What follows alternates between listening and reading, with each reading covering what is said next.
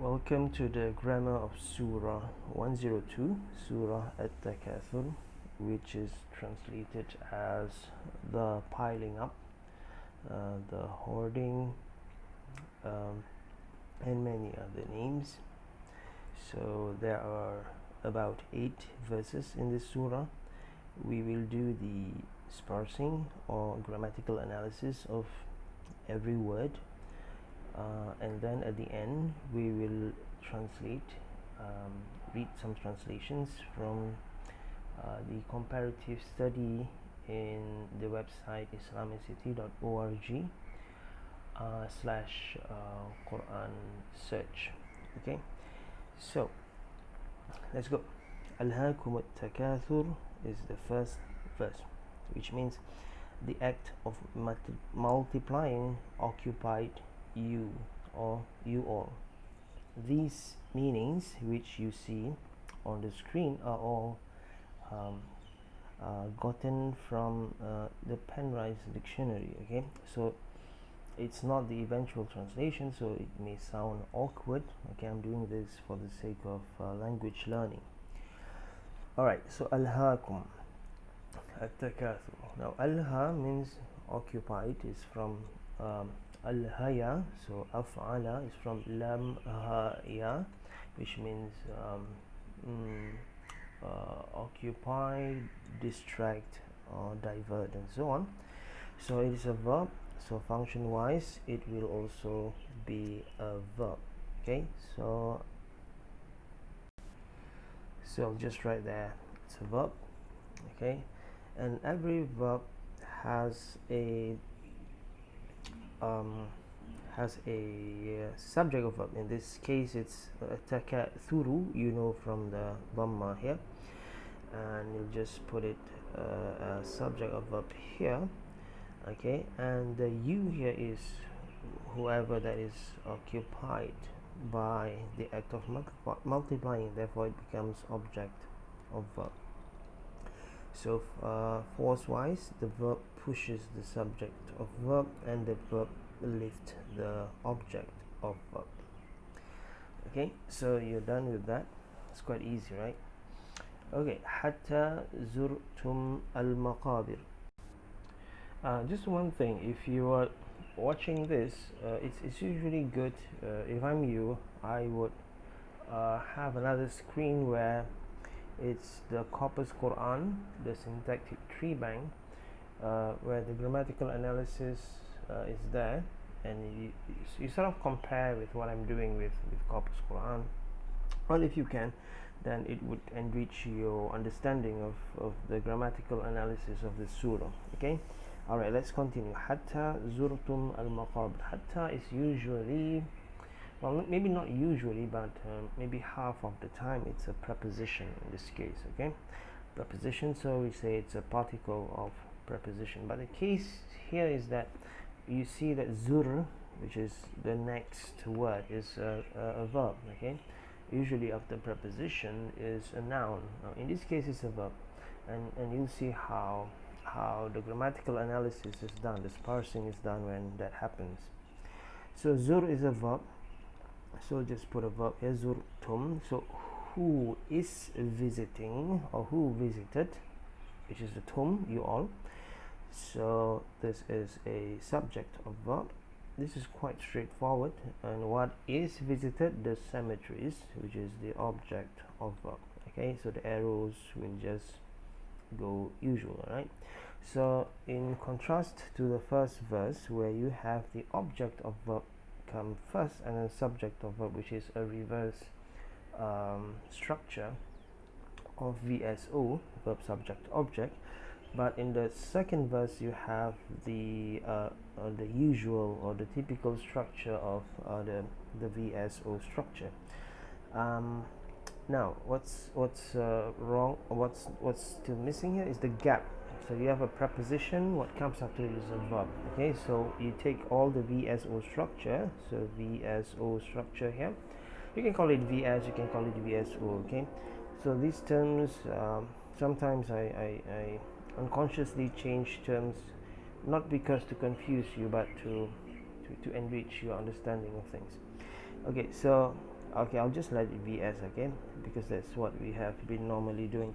So the whole structure here would be, you know, uh, the object. So here it acts as the object of preposition because it comes right after the preposition. So you fill the gap between the preposition and what comes after it. Now you also have to fill the gap for what comes before the preposition, or the linking verb to the preposition. So what comes right before hatta, which is until, so we find the verb before it, so we go back to the verb before it, which is alha. Alha means occupied. So the act of multiplying occupied you until. So there you go. So that is the translation. Let's give a common translation for this. Another version of it would be like striving more, striving for more, or striving more and more has distracted you from something. Okay, that from something is not mentioned here in this surah. It is mentioned in the tafsirs of scholars and so on. So usually that would have many possibilities. Okay, so until you visited the graves. Now here there are two meanings. First is that it literally means that you have been distracted by, obsessed by greed and so on, until you go to the graves and see people, see dead. Say you don't see dead bodies, you see graves. It reminds you of death, and then you sort of be reminded that your greed for your obsession for greed would not be in place, and then so that's the first meaning. The second meaning is that until you die, it's a metaphor for death. Okay, now we go to verse number 2 and 3, or 3 and 4, which is كلا سوف تعلمون ثم كلا سوف تعلمون. So these two are the same actually. Just an additional thumma. So it's a repetition, right? A repetition is because of emphasis, because of the importance of the thing. Okay, kalla means by no means, or certainly, or assuredly. It's a kind of, if you like, a strong negation. It's not la, but it's kalla. It's a strong negation. That's why when you look at certain translation, it says no indeed. So that's quite nice. No indeed. In Malay you say tidak sekali-kali, or in simple language it means no. Okay, so kalla is called particle of aversion. It can also be called particle of reprimand, particle of repulsion. If this confuses you, it's fine. You don't have to remember this. You just have to sort of understand the meaning behind kalla and know that whatever that comes after it is an important point in the Quran. So kalla sawfa ta'lamun. So kalla is the particle that watches the particle after it, which is sawfa. Sawfa means will. It can also be shortened to sa, which also means will. So it's a particle of future, and it watches the next word after it. So that's why you have a W there, and the arrow goes there. Now when you have a watcher, you don't really need to put an arrow. I'm just putting an arrow to make it clearer. So for ta'lamun is you all know. Okay, the you is the ta, the all is wow, and the no is ain lam mim, and the noon here is called the clarifying noon. Okay, I'll explain in a bit. Okay, so the ta'lam is the verb. Okay, and the wow, which is plural, you all, is the subject of verb. Therefore the verb pushes the subject of verb, and we're done. Okay, now I have explained this before. The noon here, now the noon has no meaning. It is just used at the end of mudari, present tense, to tell you that before it there is no particle, there is no killer particle or lifter particle. Killer is like lam, there's no lam and gang, there's no lan and gang. Okay, when there is lam and there is lan, the noon here goes off and it becomes ta'lamu, lam ta'lamu or lan ta'lamu. So this noon here is called the clarifying noon, saying that this verb is in the default position, which is in the pushed position. There is no particle that kills it or lifts it. Okay, so that's why it's called a clarifying noon, noonul i'rab. Okay, now we're done with that. Yeah, we're done with that. So thumma kalla sawfa ta'lamun. Now we'll just take the thumma here. Thumma means then. So then thumma means then with an interval. Okay, which means after some time you will know. Okay, so we'll just put here conjunction, and then here is the sort of the verbal structure, right? So when you have a conjunction, you connect the verbal structure that comes after it with the verbal structure that it comes before it. Okay, so it's called a follower conjunction. Okay, so the translation would be, no indeed, you all would know. And then after some time, no indeed, you all would know. So this two repetitions, it means this matter is of high importance. In fact, when you go to the next verse, it is also another repetition, sort of repetition for this. So this is verse 5 and 6. 5 is كلا لو تعلمون علم اليقين. No indeed, if you all know with knowledge of certainty. Okay, that's what it means. Okay, let's go to these parsing. Okay, so particle of aversion, okay, a watcher, to the next verb or noun. La would be particle, a conditional particle. It means if. Okay, so when you have lao, okay, lao, usually you would have a la here. Lao, la. So la would be the particle of condition, a conditional particle, and the la in Arabic we call it واقعا في جواب الشرط. واقعا في جواب, which means it is there to be the response to the conditional. Okay, so just put res, the response particle to the conditional lao. Alright, so based on that, you would have like if it's conditional, you have one verb after lao and another verbal structure after la. Okay, so now ta'lamun, we did this before. So it's a verb which is succeeded by a subject of verb, therefore the arrow would be like that, right?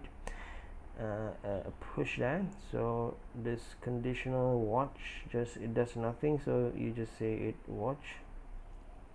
Ilm al-yaqeen. Okay, so you have verb, subject of verb. Now the pattern is when you have verb, subject of verb, and then usually after that you have a noun with a fatha, then it is the object of verb.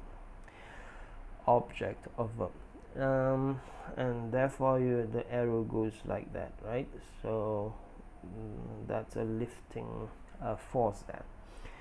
Now to this one additional information which is for advanced learners is that when you have a verb with the same with the roots ain lam mim and the verb with ain lam mim and then the object with also with ain lam mim roots. Okay, this is what we call absolute object, which means the object follows the roots of the verb itself. Okay, and that's why you have no here, and then you have also no here. So you don't have this in English, but in Arabic you have this. It's called absolute object. It just repeats the verb in a noun form. Okay, ilm al-yaqeen, as you can see here, there's no al, there's no tanween, and then there's a kasra there. There's a dragging sign there. So which means it's a possessive. Okay, possessive. Therefore you add an of, knowledge of knowledge of certainty, and because it's an al here, therefore you add al here, the knowledge of certainty. So possessive, which means the noun before it drags it. So that's it. So you have That's that for verse 5. No, indeed, you all, if you all know the knowledge of certainty. And then you go to verse number 6. La tarawunna al-jahim. You all would surely see a fiercely burning fire. Okay, in one translation it's saying that it's referring to the hellfire. Okay, so so you have the la here, which we mentioned here as the response to the law, and then you have the tarawunna. Okay, this is a bit this is morphology. Okay, this is morphology, and I won't be explaining too long here. So initially you have la tarawunna. Okay, so it's actually la tarawunna, like this. Okay, so which means would, yeah, you all would, and then the ra here means see. So ra here means see, even though it's one, right? So in fact it's initially ra ya. So it's like la tar'ayunna. Wow, that's a long one. Okay, let me just write it here. So initially it's like this, tar'ayu, like taf'alu, right? And then you have a waw noon after that, which means you all, and then you have a noon with a shadda here, and you have a la here. Okay, so eventually it becomes la tarawunna. Okay, la tarawunna. What happens is because of wikis, there are many wikis here, these are out, and then this fatha here goes here, so la tara, and then the waw here stays, to indicate a plural, and then it's given a dhamma to have a sound there, and then you have la tarawunna. See that? Okay, that's morphology, so we won't really go there. I'm just explaining the evolution of the word. So the verb will be a verb, okay, and then the ra will be the verb ra here, and then the particle personal pronoun is here, which is the subject of verb, and the noon is for emphasis, which means surely. Okay, so arrow force wise, verb lifts the subject of verb, the particle just watches the verb after it. So yeah, there's nothing much there. And then you have the particle of emphasis, which you don't need to put an arrow there because it's just there's no grammatical function, serious function there. And then what do you see? You see al-jahim, right? Al-jahim, ma with a fatha here, obviously is an object of verb, so this verb lifts the object of verb. Okay, alright, so you see a gap here, right? Even though it's two verses, it's connected. Why? Because of the law and the la here. So you see this verbal structure, tarawun al-jahim is the jawab al-shart, jawab al-shart, a response, a verbal structure which is a response to the first verbal structure. If you know, with the knowledge of certainty, then you would. Okay, then you would. So the la here is, there is a then also, then you would, because there's if and then. So if then, so the la here is like then plus would. Okay, all right, so we're done with that. We'll go to the next one. Okay, so this is the final slide before we translate everything. So number 7, you have ثم لا ترونها عين اليقين. Okay, so this is an emphasis again. There are a lot of emphasis. Yeah, like, man, this surah is quite radical. Like it's emphasis all the way down. Okay, ثم لا ترونها لا ترونها, this one particle of conjunction, which is the ثم. The la, the same la, so it has two responses. The la has two responses. It's coming again here, so we say the particle of response to the conditional. So the tara, which is the verb, and then the wow here, you all, which would be the subject of verb. The noon here is the emphasis. Okay, the ha here is the object of verb because it is what it is seen. Okay, so and therefore you have the arrows going like verb lift, pushes, and then the verb lifts the object of verb, and therefore you have it like that. Okay, lift. Okay, and then what is the okay, I think that's enough. So for the watcher, I think I don't need to put arrows because it will be too much here. Okay, now,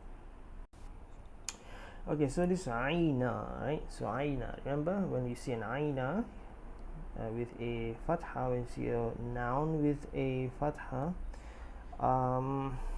it is usually what? It is usually an object of verb. But then when you look at what comes before it as an object of verb, also is the ha, which is usually see it. Okay, so what happens is that, okay, this is a bit layered here. Okay, so you have the object we see, so see, which is the verb. Okay, see, you, subject of verb, you see it. Now you see it with the eye of certainty. Okay, with the eye of certainty. Now there is no with here, you imply the with there. Now remember the verse that we did before, la ta'lamuna ilma. So we say the verb has ilm, know, and the object of verb ilm, which is knowledge, referring to knowledge. So in this one, it's the same thing. La tarawunnaha ayn. It's just that the meaning is the same. So the meaning of the verb is see, and then you have here the object of verb number 2, which is ayn, which is referring to I and see are words that have similar meanings, right? So in this case, we can also say this is an absolute object for the verb. Okay, so now it's not easy to understand this, but the formula or the understanding of it is that when you have a verb, so when you have a verb with the roots, okay, with the 3 roots, and then you have an object of verb after it with the same 3 roots, but sometimes okay, like before, la ta'lamuna ilma, so you have the same roots, but sometimes you don't have same, you have similar roots, as in this one is ra'a, see, and then the object of verb is ayn, which is different roots. Okay, different roots but similar meaning. So this is also called absolute object. Okay, absolute object.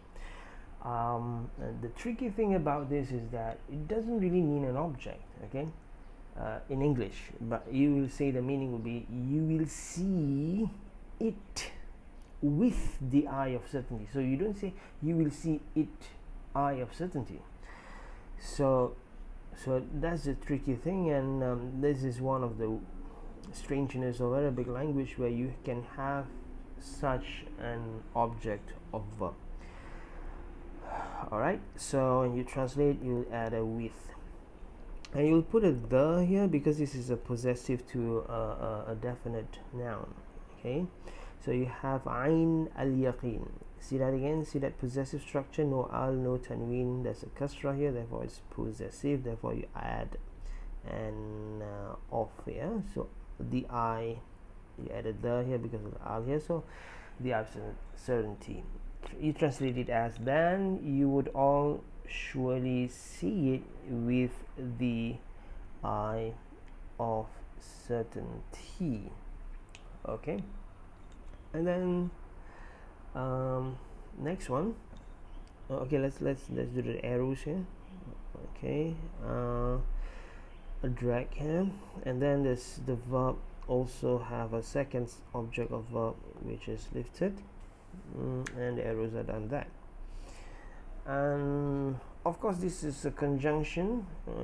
Whenever there's a conjunction, you just relate. Okay, la tarawnaha is a verbal structure which relates back as a follower conjunction to the previous verse, to a verbal structure in the previous verse, which is, I think, the same one, right? La tarawunna. Okay, let's go to the next one. ثم لتسألن يومئذ عن النعيم. Okay, thumma as usual, conjunction, and then la here. This is the third response to lao. Okay, so if you have the knowledge of certainty, then you will see, just now, see the jahim, and then it says verse 7, you will see it with the eye of certainty, and number 8, you would also be asked, surely be asked on that day, yawma idin anin na'im, about the happiness, the delight, the pleasure. Okay, let's go to la tus'alunna. So la is the particle of response to lao, and then the verb here you have tus'alu. So you have tus'a, u'a means it's a passive present tense here. So it becomes you all are asked instead of so you all are asked instead of you all ask. Okay, and then you have an emphasis here, emphasis particle here. Alright, so there's a verb here, and the subject of verb is you all. Okay, which is a personal pronoun. So it's plural, right? It's plural. So if it's plural, there is a wow noon actually. So initially it's like this: tus luna, and then with a noon of emphasis there. So you all are asked. Okay. Now, but eventually, what goes away is the wow and noon goes away. Wow, the noon goes away because there's a noon here, and then the wow goes away, but then it's reflected as the dhamma here indicates that there was initially a wow. So therefore, the you all is in the wow here, which is not seen as a letter here, but as a dhamma here. Well, that's morphology for you to know the original word structure. Okay, now let's go to anin na'im and then yawma idin last. So anin na'im is a preposition, it means about, and then na'im would be the object of preposition. Therefore, you have that arrow, that dragging arrow there. Okay, let's do the force here. Verb lift the subject of verb. Okay, and then the verbal structure here, because there's a conjunction here, therefore the verbal structure is a follower conjunction for the verb that is before it. Okay, see how it's connected from one verse to another, and you're left with yawma idin. Now the simple way to look yawma idin is like this. Okay, it's like this. It's called the adverb of time. Okay, because it means on that day, adverb of time. Now we don't really learn about adverbs because I equate adverbs with prepositions. Okay, but if you want to make it simple, it's a adverb of time. Now you can also say, because we equate adverbs, most adverbs at least, or many adverbs with preposition, you can also say, using my method, you can say that this is the particle of preposition. Okay, done. Particle of preposition. uh, okay, let's do this as a particular preposition first, and then we'll do it as an adverb. So particular preposition, it means you just take the yawma, which is day, okay, and then the object of preposition will be idhin, something like that, idhin. So here's the object of preposition, here's the preposition, okay. Meaning wise, I'll just mention after this.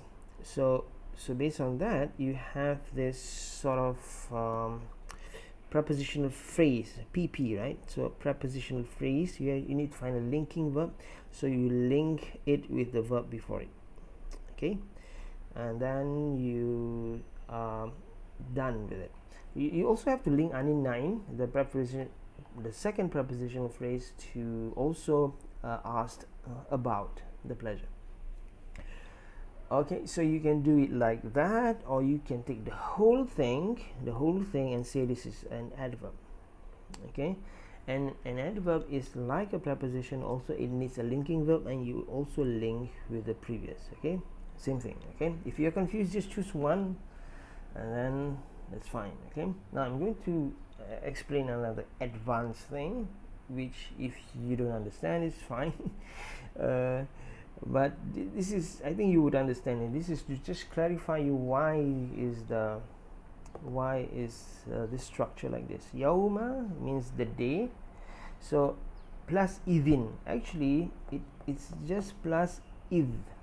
Id means when, okay, the day, yaum.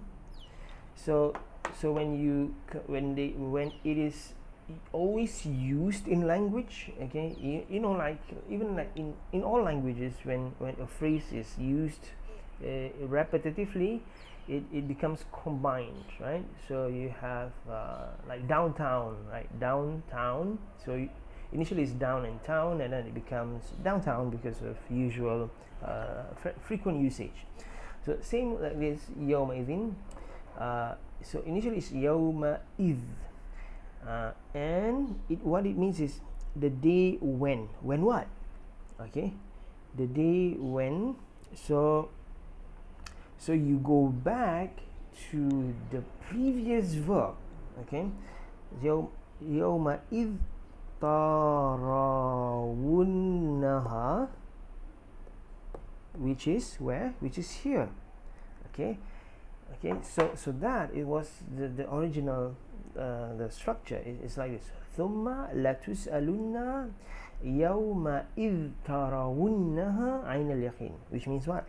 And then you would all be surely asked the day when you all see it, about the happiness and pleasures, okay. So it's quite something there. but I'm trying to just give you more context to this so that you can understand, okay. So this word is actually one, two, at least two words, and that's an assumed linking verb there, but then eventually it becomes like one word, a phrase that becomes one word and becomes an adverb of time, or you can see it as preposition and object of preposition, okay. So alright, so we are done, and then in the following slides we would just choose one translation to translate everything. So I've done this, it's done for you.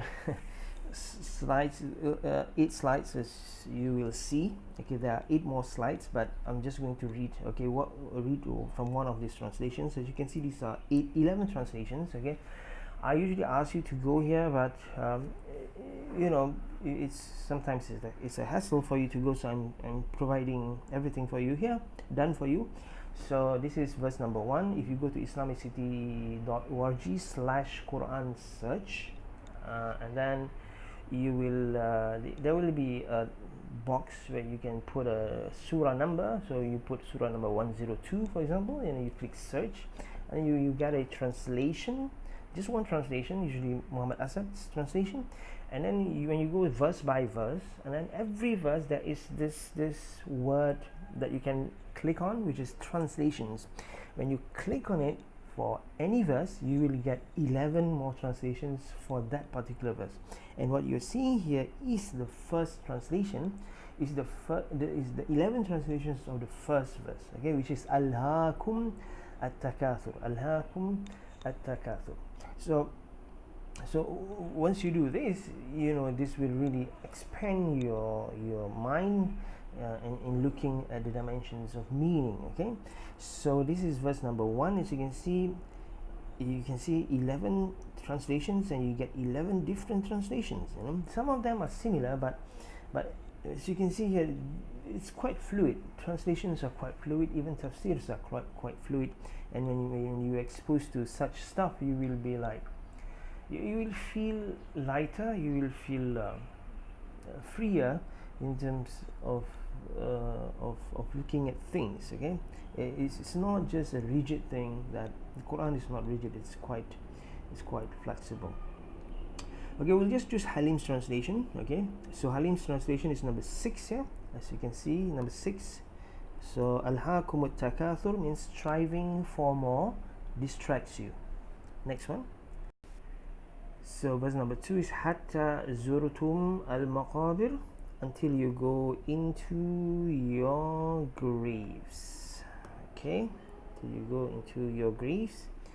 Kalla sawfa ta'lamun, the next one.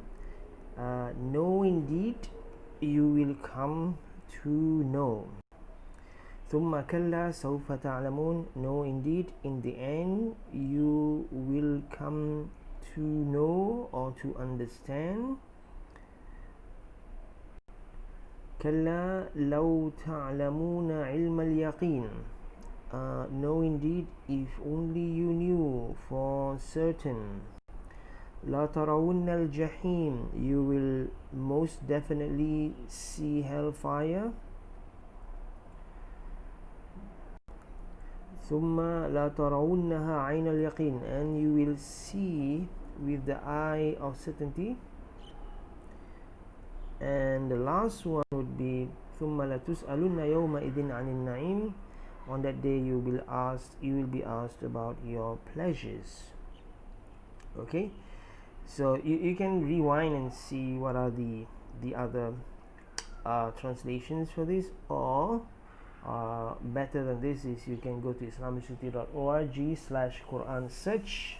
You put in the surah number, and then you click on whatever translations you want to see for whatever particular verse.